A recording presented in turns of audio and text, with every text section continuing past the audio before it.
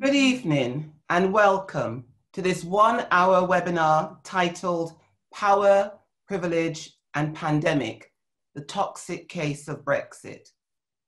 This event is hosted by Churches Together in Britain and Ireland and the Baptist Union of Great Britain. I'm sure you will have noted by now that it is exactly 4 years to the date that we heard the result of the referendum. My name is the Reverend Dr. Rosemary Mallett, and I'm the Archdeacon of Croydon in the Diocese of Southwark. With us this evening is Professor Anthony Reddy, Director of the Oxford Centre for Religion and Culture. The format tonight will involve a very brief introduction from me, of which this is a part, followed by Professor Reddy speaking for around 20 minutes on the given subject, and then finally, a question and answer for the remainder of our hour together.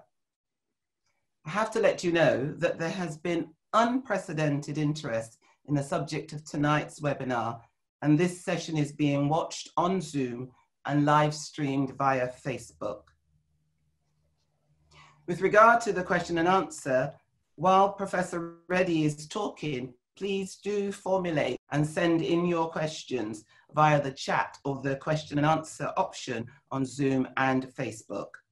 We'll do our best to get Professor Reddy to answer as many questions as feasible in the time we have and in view of the numbers registered for this webinar. Finally, this is the first in a series of webinars that Churches Together in Britain and Ireland and the Baptist Union of Great Britain will be hosting, focusing on racial justice in Britain. On the 7th of July, Professor Robert Beckford will be leading our webinar on the hostile environment. Professor Reddy, I welcome you. You now have up to 20 minutes to give your presentation. Thank you very much. It's a pleasure to be here it's a pleasure to be here to share with you, and I'm gratified that so many people have decided to tune in to hear what I have to say and to engage in conversation. So the first thing I have to say is that this talk is not about the merits of whether Britain should be in the European Union or not. That was settled in the referendum and subsequently confirmed in the most recent general election. And as our host has said, today is the 4th anniversary of that referendum. Rather, this talk, the central argument is that what underpinned the whole Brexit phenomena was an unresolved set of religious and theological ideas that have helped to shape our national identity. Essential to the development of the populist thrust of British, and I really mean more specifically English nationalism, is a coming together of religion and economic and political expansion abroad, namely the link between Christianity and empire. I'm on Twitter, and my most popular tweet, I'm told, is this one.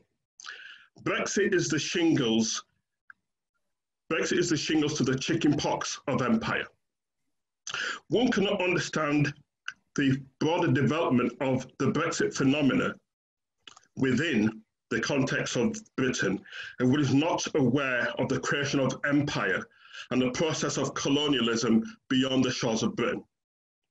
So, in my assessment of the nature of Brexit and why I'm describing it as being toxic, is because it commences with an assessment of our colonial history, in which Christianity in Britain is deeply located in the construction of black bodies in faraway places from our British shores.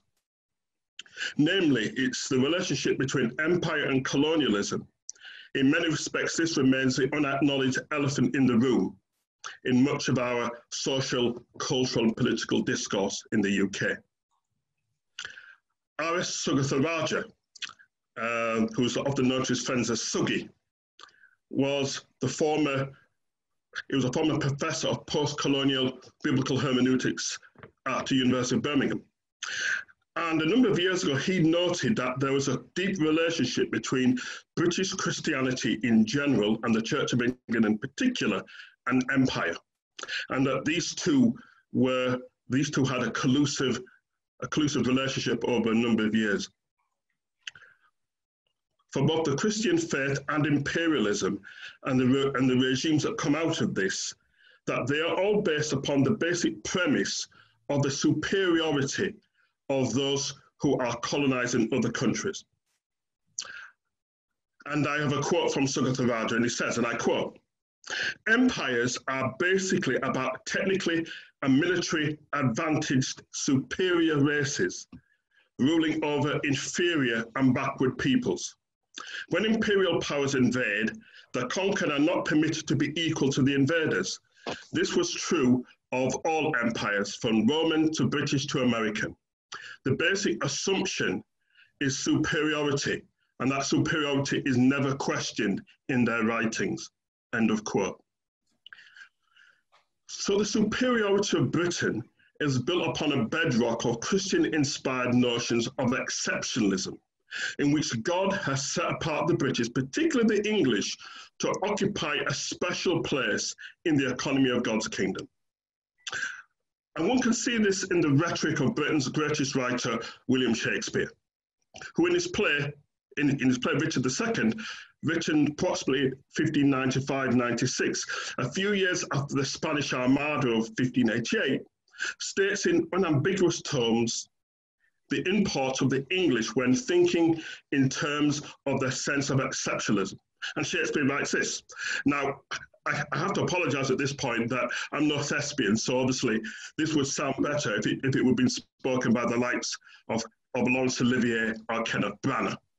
But Shakespeare says, "This royal throne of kings, this sceptred isle, this earth of majesty, this seat of Mars, this other Eden, this demi-paradise, this fortress built by nature for herself against the infection and the hand of war, this happy breed of men, this little world, this precious stone set in the silver sea, which serves it in the office of a wall or a moat, defensive to a house against the envy of less happier lands, this blessed plot, this earth, this realm, this England."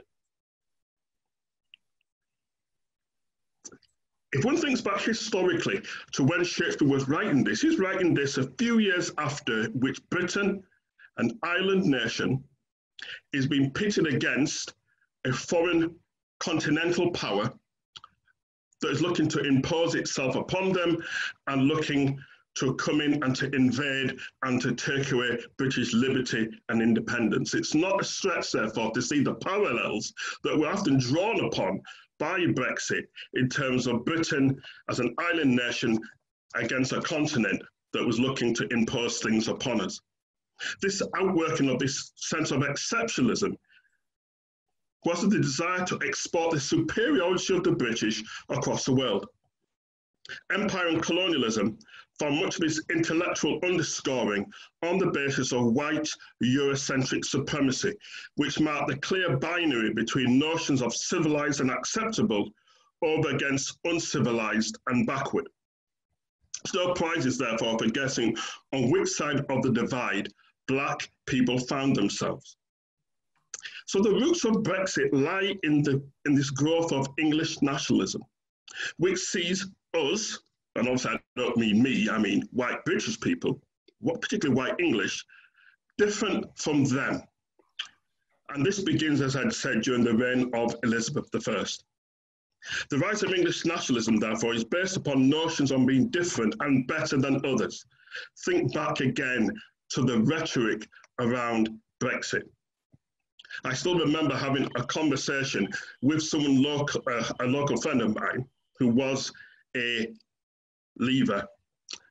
And he was convinced that we were going to get a special deal because I said, after all, in the end, like, we're British. We're British, they should give us a special deal because we're different and we're special and we're better than them. End of quote, he said. So the rise of English nationalism is very much based upon notions of difference. And clear, and part of that is what I'm calling a subterranean, meaning an underground, theology of election, in which God identifies with the British, particularly the English, and a central part of that identification is whiteness linked to Englishness that then becomes a framework for understanding notions of acceptability. This theological underpinning of English nationalism feeds into a sense of privilege, which has been fashioned by ideas of empire and the Church of England and conservative politics. So those are the three stools, I would say, that helps to define Brexit. It's empire, it's this sense of having the largest empire the world has ever seen. At its peak, Britain owned or governed 24% of the world. So all those bits in pink that used to be on those old maps and globes. And it was literally true that the sun never set on the British Empire. So if you went the furthest east, which would be Australia, New Zealand and the Pacific, gone right across to the furthest west, which would be Canada, and all points between in pink, the sun never set on the British Empire. And so empire gives Britain this sense of exceptionalism, this sense of being special, this sense of manifest destiny. And the three legs of that stool, of the Brexit stool, I'm saying, is empire, it's conservative politics, and it's the Church of England. Therefore, it's no wonder, and I have to remind us that the trigger for the referendum emerged from the discontent of English nationalism from within the Eurosceptic wing of the Church, of the Conservative Party, sorry. And it's also no surprise then that amongst the Christian community, Anglicans in the Church of England were more likely to vote Leave than any other expression of Christianity in Britain. So the Brexit vote demonstrated a barely concealed sense of exceptionalism and a sense of entitlement of predominantly white English people. And the clear xenophobia underpinning the Leave campaign actually was a reminder that for many of us, true Britishness equals whiteness, and that those who are deemed the other, be they migrants living in Britain or foreigners from Europe who are still white, are distinctly less deserving in the eyes of many white British people. It can be argued that the romantic push for the nostalgia of the past, when Britain, as I said, had the biggest empire the world has ever seen, is based upon the intrinsic value of British seeing themselves as superior to others. And this often gets played out in groups such as Britain First, or those on the political right who want to make Britain great again. To quote the Black British social commentator Gary Young, two quotes from Gary Young. First, he says, "Not everyone, or even most people who voted Leave, were driven by racism. But the Leave campaign imbued racists with a confidence they have not enjoyed for many decades and poured arsenic into the water supply of our national conversation." End of quote. His other quote was simply this. Quote again from Gary Young, he says, "Not all people who voted for Brexit were racist, but all racists definitely voted for Brexit." End of quote.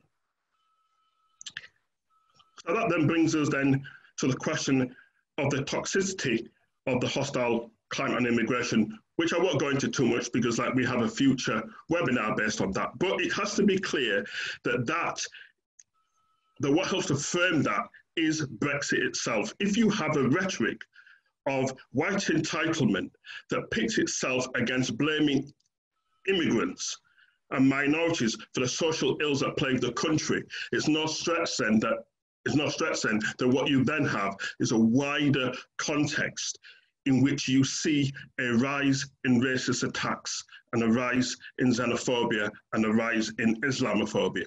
And those are demonstrably shown to be true in terms of record of hate attacks, post-Brexit. So it's my contention that the vote for Brexit was very much based upon a presumption of white normality, and that the belief that the needs of poor, disenfranchised white people would be better served if the numbers of poor minority ethnic people and others from outside the UK were reduced. That so many poor white people believe such propaganda is explained in part by the presumption that whiteness remains a site for privileged notions of belonging. And it's this sense of belonging that is embedded in models of superiority and entitlement that, as I said, they come from empire. In our current era, I believe that Britain must purge itself of the noxious fumes of imperial grandeur that still continue to assault our sense of contemporary Britain. And the church is important in this, and the church must recover its prophetic stance as a critical voice that rejects all forms of populism, particularly white English nationalism. John Hull, my doctoral supervisor at Birmingham University, is one of the few white British theologians who has wrestled critically with the notions of empire and colonialism and how that has impacted upon the role of the church and its mission in its collusion with white supremacy. The white English nationalism that underpinned Brexit and made it more than just a transparent vote about being in and out of the EU, this has its roots in empire. John Hull's perceptive analysis is on the ongoing tensions between a prophetic church with its roots in the prophets of the Hebrew scripture, and the imperial friendly church that colludes with and rather than opposes forms of white English nationalism that is underpinned by unreconstructed theology of empire. So I want to quote John Hull at this point, and Hull says, and I quote, "The theology of empire has outlived the empire. The empire has gone, but the theology lingers on. Much of the modern church is like the Israelites gone into exile with a royal kingdom theology. Faith has become a remnant, far from the glories of its greatest achievements." End of quote. But Hull also points to a constant flourishing of a theology of resistance. At its best, what the church has been is a form of resistance to an imperial theology that underpins notions of white supremacy and notions of manifest destiny of the British. And Hull points to three directions of this. He firstly points to the Methodist movement. I'm a Methodist. Well, kind of Methodist, sort of Methodist. Okay, maybe not a Methodist much these days. But under John Wesley, who was one of the few church leaders in the 18th century to consistently oppose slavery, the early Methodist movement was a sign of resistance to a form of imperial theology. Alongside that, there's the Anglican social theology that helped to give rise to a form of Christian socialism that again was a critique of the existing social order in which there was a privileged assumption around basis of class, but particularly linked to notions of white exceptionalism and manifest destiny. And then, of course, more recently, we've had the contextual theology of liberation, which Black liberation theology is an example that became very much part and parcel of our theological lexicon in the second part of the 20th century. So, in the last few minutes, here's a challenge. So what do we do now? Where do we go next? It seems to me that the major ethical and moral question for me has been the underlying issues and concerns that have arisen as a result of the referendum vote. So as I said, this is not about whether we should be in Europe or not, but what it is about is the rise and the normalization of racism and hate speech in a way that has not been this common and this acceptable actually since the days of Enoch Powell and his Rivers of Blood speech in 1968. And it's worth remembering that Enoch Powell was sacked from the shadow cabinet by Edward Heath the next day. And in our present context, we have a prime minister who can make racist comments and still not apologize, and that has not affected his popularity. That is an example of how racism and white exceptionalism has now become so normal that our dial has moved to the right, and what used to be unacceptable is now perceived as being normal. So the major theological and ethical challenge for the church post-EU is how can the church be in solidarity with those on the margins, particularly Black and minority ethnic people and vulnerable migrants and asylum seekers and refugees. Given that Brexit has emboldened groups on the political right like Britain First and the English Defence League, the sharp challenge is, where is the church leadership that will face down white English nationalism? This talk is a provocative challenge to confront the rising tide of xenophobia and the paucity of any prophetic statements from most of our church leaders in the UK against the impact of white supremacy and racism that's come on the back of Brexit. In a sense, I can see how it's proved difficult for our church leaders to comment, because the truth is the church is caught up in the very dynamics of the things that helped to give rise to Brexit in the first place. That, of course, for the most part, our churches are operating against a decline in numbers, where our heyday was in the past during the very era of empire and colonialism that I'm asking the church to now critique and challenge.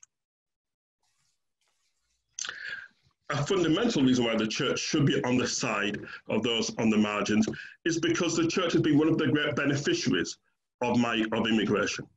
That actually, in terms of particularly immigration of Black people from the Windrush generation, the three people who are benefiting the most have been the National Health Service, London Transport, and the church. Where would Christianity be in Britain were it not for the presence of Black people? And yet, in the face of a hostile climate against immigration, that I said I won't speak too much of because that will be dealt with in a future weeks, there was for a long time a palpable silence.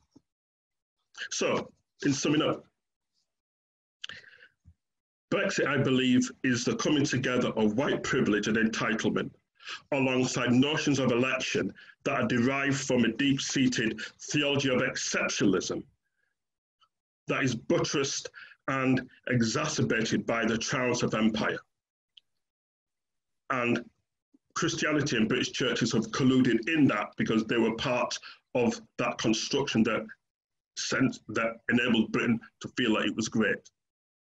And Brexit really was, to quote the language of Paul Gilroy, an exercise in post-colonial melancholy.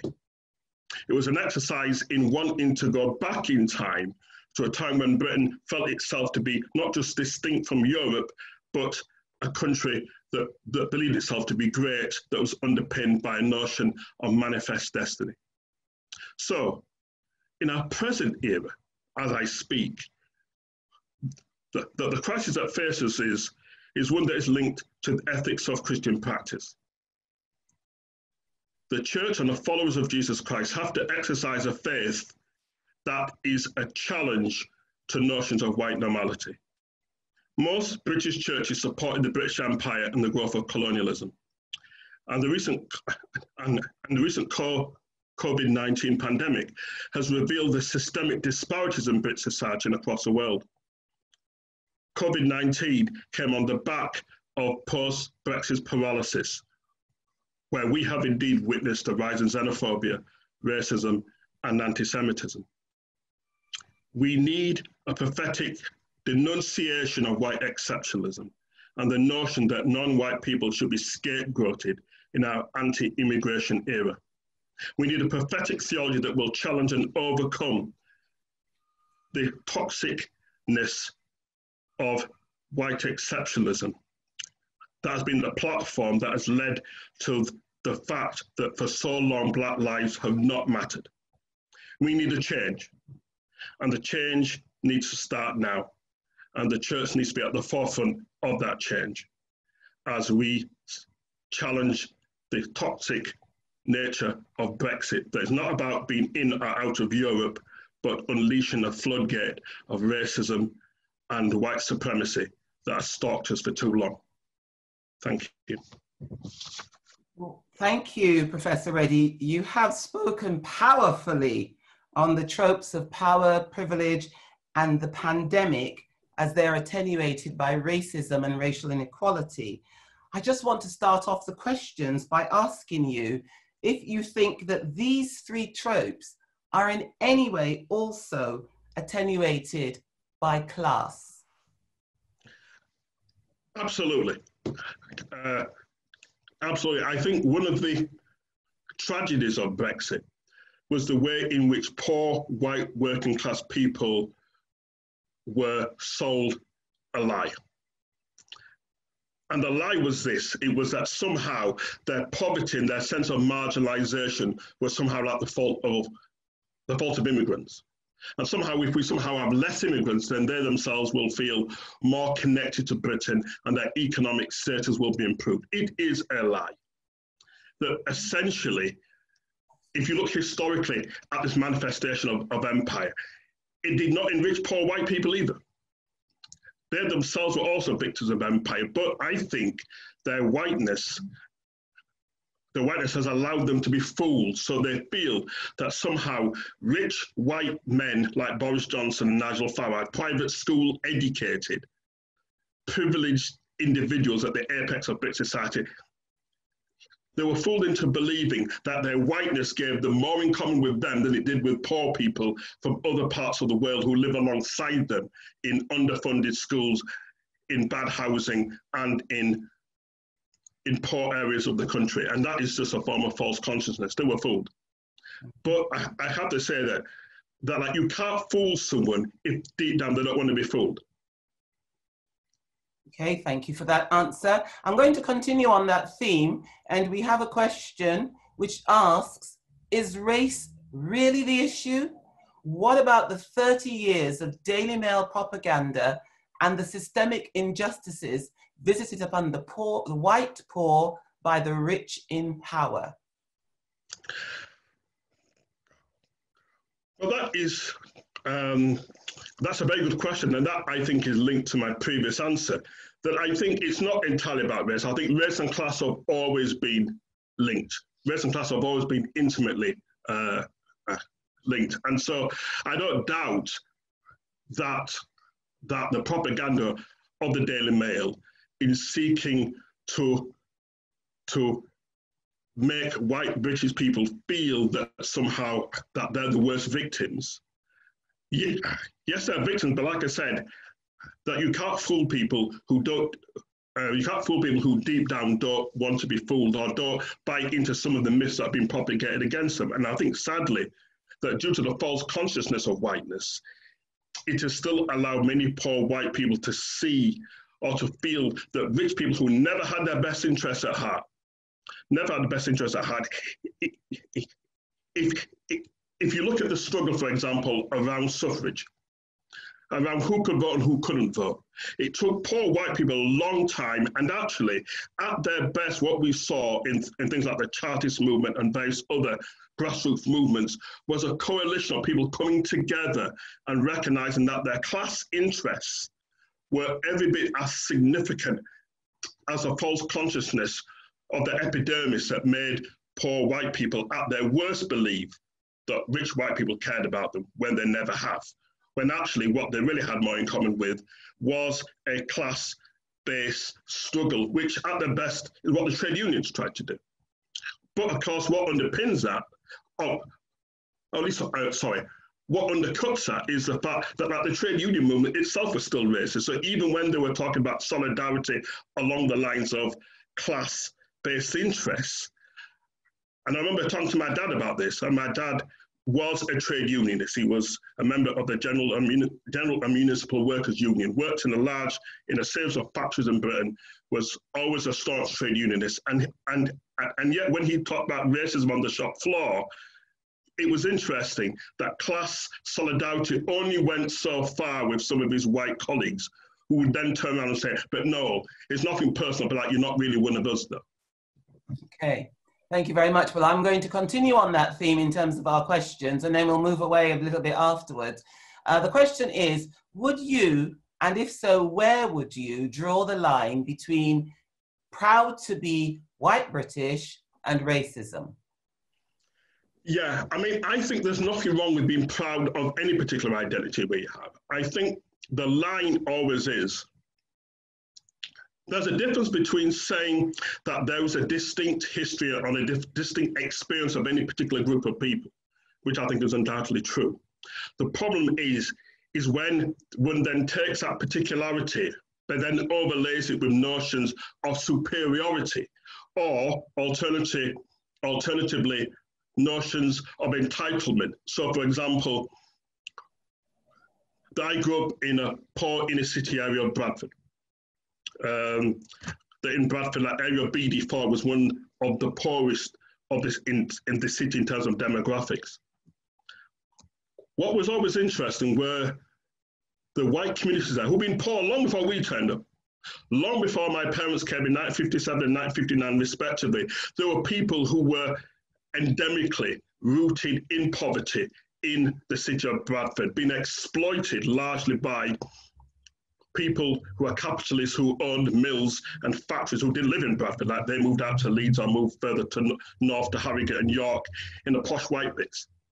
So here they are exploited by other white people who are the bosses who run factories that don't pay them enough for a living wage and poor housing. Our family turn up and we live in those same poor areas, and all of a sudden they get into their head that it's our fault that they're poor. They're poor long before we turned up. If those groups, no, not those groups, but when those groups have a strong sense of their own identity to say, well, actually, like we're historically from Bradford or from whichever place, East End of London, and we have a distinctive narrative, I have no problem with that. I have no problem with sort of celebrating some of the tropes of Englishness. St. George's Day, fine. As I said, I think the problem is when that then slips into notions of both superiority and notion of entitlement, that somehow, that because we see ourselves as indigenous, like we have more rights than someone else, we expect more than someone else. That is where the problem then starts. Again, thank you for the answer. Now, you've been talking very much about, in a kind of binary way, about rich and poor. So our next question addresses that. Raj says, thank you for your challenging talk, Anthony. If the gospel of Jesus is good news to the poor, is it bad news to the rich? And what is that in the context of Brexit and pandemic? Is apology enough as a response from the church today? Yeah, well, I mean, that's a huge theological question, because I think one of the things I would differentiate is that God loves everyone. I have no doubt about that God is love, that one of the definitions of God is love. But I also believe that God has a preferential option for those who are suffering and have been oppressed and are on the margin. So I think God has a particular love and care for the poor. Yes, God loves the rich, but I think that in all the different ways in which some of us are advantaged and entitled, parts of what we understand in terms of coming to faith and having a responsible faith is also then about our commitment to those who are alongside us, like to love your neighbour as yourself, and your neighbour is actually the whole of humanity with whom we are in relationship. Therefore, I think one of the critical challenges that has to come from those who have been economically advantaged by the whole legacy of colonialism and slavery and capitalism is what type of redress are we going to make in order to bring about a world of equity. And for me, I think one of the best gospel examples of that is Zacchaeus. That Zacchaeus is saved by faith, and yet he realizes that having been rich through exploitation of others, he gives back. And basically, he gives back in order to repair and to be in better relationship with those he's exploited under the lordship of Jesus Christ. So what's happened too often with the church, and I take from this the great ideas of one of the great theologians of the last centuries, the German Dietrich Bonhoeffer, who was at pains to remind Christians that there is such a thing as costly grace. Yes, grace is free, but it is costly. And part of the response to the gospel of those of us who claim to be saved by Jesus Christ is, in what ways are we prepared to carry our cross in order to show ourselves in solidarity with those who are the least of these? And Bonhoeffer sometimes actually talks about, well, not sometimes, he talks about cheap grace, this sense of people's sense of gratitude to Christ gives expression in just lip service only. So therefore, in order to answer the second bit of the question, apology is not enough. Actually, apology is but the start, and what we need is a form of restorative justice. And restorative justice then means both economic resources as well as other resources to make repair for those who are being disadvantaged and oppressed and marginalized by this long history of colonialism and exploitation. Okay, might come back to the topic about reparations, but at the moment, let's stick with another question. And I think it continues on from that apology, and then what can the church do? So the question is, do you think the church still has a voice in the wider society of the United Kingdom? And if so, what can the churches actually do to challenge current political racist developments? Do church structures allow for such challenge? Yeah. I think the church still has a very significant voice within the country, particularly the Church of England. And I say that because actually within our constitution and in the fabric of our body politic, we still define ourselves as a Christian nation. The Queen is still the head of the established church. And we still, in the House of Lords, we still have Lords Spiritual and Lords Temporal. And the Lords Spiritual are those bishops that come from the established church. So there is still a place for the church. The church doesn't have the power it once had. And actually, I think that's a good thing. Mm-hmm. I think all forms of theocracy are always problematic. When the church has its hand on the tiller, nothing good ever comes from that. So I think there's something about our marginalization that is not a bad thing in itself. Our structures don't help ourselves, because I think one of the problems with all our churches, or I've said all our churches, okay, it's a vast exaggeration maybe, but most of our churches that we still work on the context of patronage. So we still tend to work on people who are at the apex of the church, see the people they want to promote, and see in the people who are seen as trustworthy and the ones who are not going to rock the boat too much are the ones that will be given some form of sort of preferment in the church. So part of our own problem is that it's very hard to critique racism and injustice out there when you often perpetuate it within your own life of the church and its own structures and systems. And therefore, I think very quickly, there's two things the church needs to do. It needs to try and live out the gospel mandate itself preaches, which is about all of us being created in the image and likeness of God, and all of us being equally important. Our church pays lip service to that, because what we still do is that we still have class bias, racial bias, and certainly patriarchy and sexism infect the church. And therefore, what then stops our prophetic stance is that, of course, anyone who is not necessarily in favor of the church can point to us and say, but on what basis are you going to criticize anyone when you can't put your own life in order? Well, you know that has been the charge that's been laid at the Church of England. And so I think they are still working very hard to start to answer that. And I will say no more. But I think the next question is, what advice, and you may say none, but what advice would you give to churches as they start to try to manage the covert racism which is within the church? And you've discussed that via the trope of patronage, but how that can work into a covert racism also. Yeah. I think one of the things I remember saying a long time ago, so I've been writing books for a long time that most people have happily ignored. I did a book in 2003 called Nobody's to Somebody's. And within that book, I came up with this notion of a theology of good intentions, and I gave an exercise which would take far too long to explain the exercise now, around understanding of theology of good intentions. And part of that is a way of developing an analysis, at least to see yourselves as you really are, rather than the form of deception that I think that the church often plays with itself. So let me give one quick example. That oftentimes when we open the scriptures as English and British Christians, and we read the scriptures, let's say, for example, like we read about Jesus' encounter with the Romans, and we read about Jesus and his ministry in Judea in the first century. Our fundamental deception is that we identify with Jesus. The truth is that as the church in Britain on the back of empire, we are the Romans, we're not Jesus.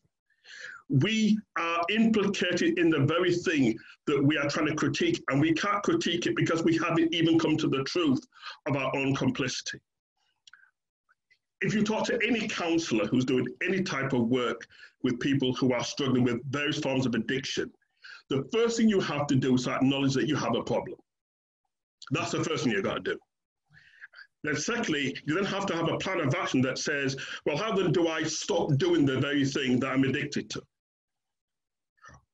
Which won't happen tomorrow. It won't happen the day after. It's a long-term thing, but it starts with an intention to say, I will no longer do this because it's disruptive. And then thirdly, it is to recognize the fact that like you will never be cured. You will always be a former addict who is trying day by day to resist the temptation to go back to former destructive behaviors. At the moment, we still kid ourselves that because we carry the name the church and we have a history that somehow that we've been on the right side of righteousness and God is on our side. Let me be very clear here. As clever as I think I am, I would never purport to speak for God. So I don't know what side God's on. But what I would say is that let's not assume that we're on the right side of the argument or even as a church on the right side of history. We have much to repent of, but it starts with acknowledging that there is a problem. And therefore, how then do we do an audit on our ways of being the church in order to be more cognizant of things that have remained too hidden and too tacit for too long? Thank you for that. I mean, often I always think of myself that, you know, the Lord's Prayer reminds me, as I say it every day, that I am a sinner, and I'm constantly having to remember that and pray and ask for God's forgiveness every day. And I think it's something similar that you're saying. It's something we must do continually. Now, somebody's asked, because often to be able to know where you are, to have insight, you have to have hindsight.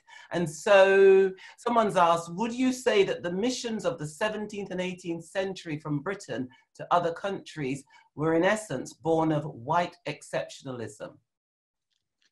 Absolutely, yeah. Now, I have many friends who are specialised in mission studies, and they will always say to me, but Anthony, not every person involved in that was like, and that's true. There, of course, there were individual missionaries, and there were particular groups who might have sort of tried to resist imperialism. And yes, I accept that. I accept that there are better examples in some places than in other places, absolutely. But however, what I would say is that the overall shape of mission history still assumed that God was on the side of the missionaries, and that somehow like the place they were going to was a tabula rasa. It was this place of blankness in which God had never been. And somehow they were bringing God, even though we know that Christianity's its original iteration of the church is North Africa. That the first 4 centuries of the church is dominated by African thinkers. The most famous of them being St. Augustine. That was never part of the philosophical worldview people went. So even though, and the classic example for me is India. So it is argued that the Christianity gets to India circa AD 52 under St. Thomas. So it's long before it gets to Europe. The British did not go to India on the basis of saying, well, actually, let's seek out the Christianity that's already there, try work in partnership with it, try and build it up. Let's find a way of finding some kind of harmony between our understanding of Christianity, which is Western and white and exceptionalist, and an indigenized contextual version of Christianity that already existed. They're not at all. They went there with the view that they took God, who was one of them, who they had contextualized in order to underpin and to justify both missionary expansion that went hand in hand with exploitation. So David Livingstone, who was one of the great missionaries from the London Missionary Society, it was him, I think, can't remember exact which year, so let me not quote the year, who said that the whole base of the British Empire was the 3 C's: commerce, civilization, and Christianity. So Christianity goes hand in hand with commerce and civilization. Okay, that might just ping into our next question that I want to put to you, where someone has asked, Chris has asked, how has the whiteness of the empire British Empire going out made Black people try to identify with whiteness in order to be acceptable. Absolutely, yeah. I mean, people write whole PhDs on this stuff in terms of the internalization of it. Actually, one of the best books that is just about come out actually is by a very good Anglican friend of mine, a guy called Carlton Turner. And his book is called, I think it's something like Resisting Self-Negation. And basically what he does is that it's a very contextual study based upon the Bahamas. So he is a Bahamian Anglican and talks about the way in which the Anglican Church and Christianity in the Bahamas was very much an attempt in many other places to try and replicate a static form of Englishness, a form of English Christianity as being the norm. And that has been internalized so much now over centuries that what you still have, even within the minds of Black Christians, is a form of internalized self-negation, so self-denial of self, even within the construct of Christianity, which takes many different forms. So in the book for which my talk is drawn, called Theologizing Brexit, it's the second chapter. I look at why so many Black people actually voted in favour of Brexit. That would have been a question to ask as well. So yes, do carry on. And I compare that a bit to like Turkey's actually voting in favour of Christmas. You know, that essentially it's like you're voting for a construct that does not include you and wants to penalise you, but you're voting for it, and you're voting for it because it's partly that way of trying to identify with Britishness in order to identify with the mother country that many people have been taught to internalise actually through Christianity. And as I said, I think it takes different forms. I think for Pentecostals, it takes a different form than if, for example, like you go to an Anglican or a Methodist or a Baptist church. But I still think it's a central plank in Black Christianity that we need to deconstruct and try and eradicate. Well, I'm going to come to a question from one of our Black Pentecostal churches, Cherubim and Seraphim Church. And the question is, thank you for your powerful speech, Professor Reddy. Former President Barack Obama spoke directly to young activists on the killing of George Floyd and the protest by Black Lives Matter and that followed it. He called on them to make people in power uncomfortable. So the question is, how can we marginalized Christians from the global South make the rich and powerful churches in the United Kingdom, in particular, uncomfortable and therefore to push for change? Yeah, well, yeah, I mean, that's a huge thing. I mean, I think one of the critical ways in which I think Black Christianity is doing that is by simply living out the gospel in a prophetic fashion that embarrasses the status quo that claims to be of the same faith as us, but actually fails to live it out. And so I think at its pathetic best, what Black Christianity has done, so this is the flip side of what I was sort of saying in the previous question about the internalized oppression that we have. On its flip side, what we have at our best is a prophetic way of living out the gospel that embarrasses and shames and challenges, actually, those that are in sort of positions of power. I think it is Valentina Alexander, this is one of the earliest womanists in Britain, who spoke about passive and active radicalism. So active radicalism is what we're seeing in terms of protest, a direct challenge to officials in power. But actually, don't underestimate passive radicalism. So passive radicalism is what a lot of ordinary Black people of faith have done. So I think of someone like my mother. She lived for 34 years in Britain. She was never a particularly political person, but I think in the way in which she lived her life, she often had a way of embarrassing white people because when they assumed that she would behave as badly as they would in terms of their behavior to her, and her response always was that the love of Christ means that I cannot behave like you. It would shame them. That's a classic line when Jesus says to turn your other cheek. If they take your shirt, give them your, I mean, I can't quote it very well, but that actually is not a passive thing. It is a form of resistance. It's a form of shaming. It's about saying, well, you know something, if you want to take this, then take this as well. Actually, take it all. Go on, just take it all. See how you feel about doing that. Now, part of the problem is that sometimes it then gets perceived as being weakness because we don't understand the prophetic tradition of Jesus. It is about, it's non-violent, but it still confronts. It confronts people with love. It confronts people and says, actually, we are not going to be silent when you're doing this. We will remind you that within our Judeo-Christian tradition, if you want to claim this nomenclature, this language of Christianity, then we will hold you to it and we will embarrass you about it. And I think that's what Black Christianity has done at its best. We've embarrassed people to say, if you want to use this language, then we demand that you show it in action. And if you don't, we will remind you that you haven't. You sound very much as if you would almost be quoting Martin Luther King Jr. as he responded to Malcolm X's charge that what he was doing was actually passive and inactive and not really making a difference. And you've drawn us straight back to scriptures and to our Lord Jesus Christ. So thank you for that. Now, one of the ways in which the church was spread, as you said earlier, was through the missionaries. And the question is, should mission agencies still be sending out missionaries from the United Kingdom? Are these institutions relevant or are they redundant?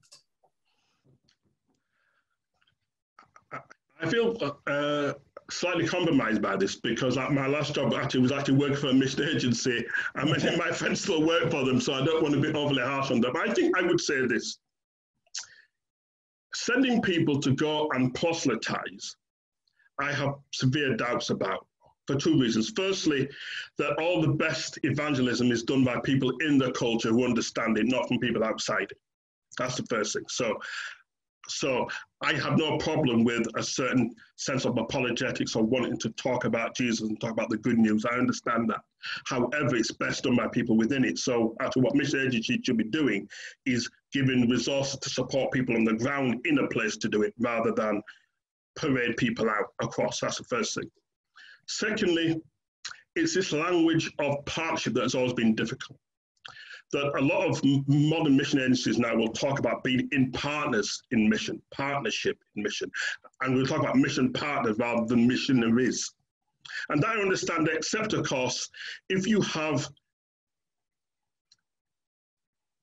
differences in power and differences in influence and most honestly, differences in resources, that makes partnership a bit of an illusion. I think one of the great analogies I like about this actually comes from James Cone, the kind of founding father of Black liberation theology, who says, well, partnership doesn't tell you anything about the relationship between the people in partnership. A horse and the rider are in partnership, but they're not equals. And therefore, I think one of the key things about mission agencies now and the work they're doing across the world is, in what way are they still colluding with with disparities in power? Because what we know, for example, is that if I come to work with you and I have all the resources and you don't, and you know I have all the resources, I may say to you, Rosemary, I think that we should do ABC. I'm not going to force this upon you. I just think that we should do ABC. What do you think? Now, you know I have all the resources and you know that my resources could make your life a lot better. What are you going to say to me? You're going to say, well, that seems like a good idea, Anthony. Let's do that. You may not really think it's a good idea. In your head, actually, you may say, this is a ridiculous idea. What on earth is Anthony talking about? But here's the fact. If you know I have the resources and you don't, you're more likely to collude with me, even though deep down you think something different. That is still one of the fundamental problems that mission agencies have in terms of trying to work in partnership, particularly with Indigenous people in other cultures. Okay, thank you very much. I'm going to take us back. We've only got a few moments left, so we've got a couple of questions that I want to see if you can answer. So you talked a lot about the Church of England and about Anglicanism, and David Forbes pointed out that the Church Times today says that only 12% of Britons identify themselves as Anglican, and really the majority of those are in the 45 to 54 age group and not the young people. So is it your argument that English people are somehow unconsciously Anglican? Yeah, I think culturally, yes, we are. Now, some of that is about Anglican theology itself, because, you know, I mean, far be it for me like to tell you about Anglican theology, because obviously, you know a lot better than I do, but let's face it, that everyone in the parish who doesn't self-identify is notionally Anglican. Is that correct? You know, I mean, obviously, you know, under our cure of souls, and they can be from any perspective of all faith, none. But we do have this idea that because the parish is in, we have a parish in every community, then that they're notionally under our cure. But I think that a lot of the cultural frameworks of Britain are ones that are still embedded in Anglicanism. So, for example, when Harry got married, Sister Meghan, that was a public civic event, but it was a public civic event that was actually within the rubric of the Church of England. And all of us, particularly English people, sat down and watched it. So whether we bought into the Church of England or not, we still come within its orbit of cultural influence. So I think there's such a thing as a form of cultural Christianity. So what's interesting is that those on the political right who don't necessarily go to church will always identify Britain as being a Christian country, and they will identify the Church of England and the parish system and the monarch who's the head of the church and bishops who are in Parliament as being part of the cultural fabric that makes Britain, or particularly England, England. Thank you. And I think coming up to the last question, Sarah wants to ask you, how might we begin to engage with those Christians who do not see the issue of race as having had any part in Brexit, but rather see it in terms of conservative versus liberal values, and as such, view it as an important victory in which conservative Christians politicians have finally taken a stand against perceived liberal incursions into British society? There's a big one to finish off. It is, and let me just then simply quote two words: Nigel and Farage. So, for example, his recent performance on GMTV of comparing the anti-racist protesters in Bristol in pulling down Colston's statue, he compared us to the Taliban.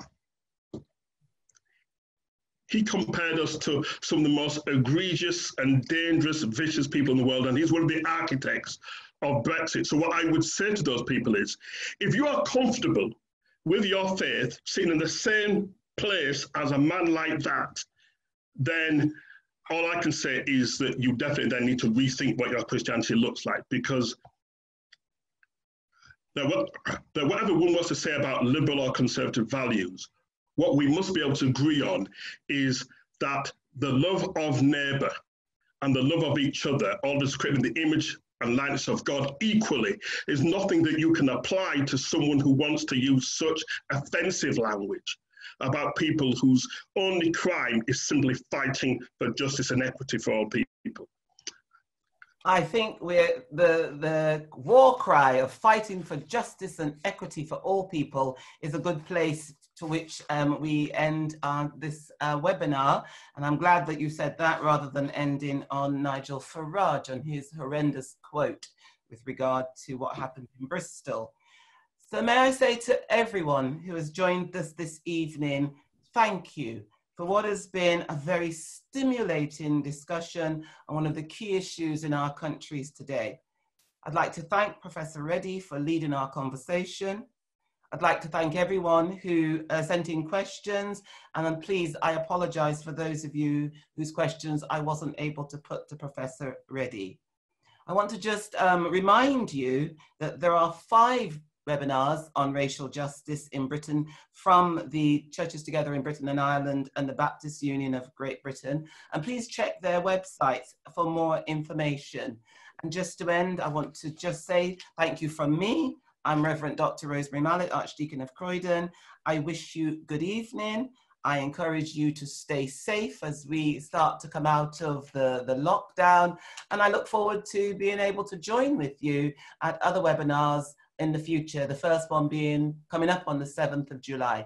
Thank you all very much and have a very good evening. Thank you.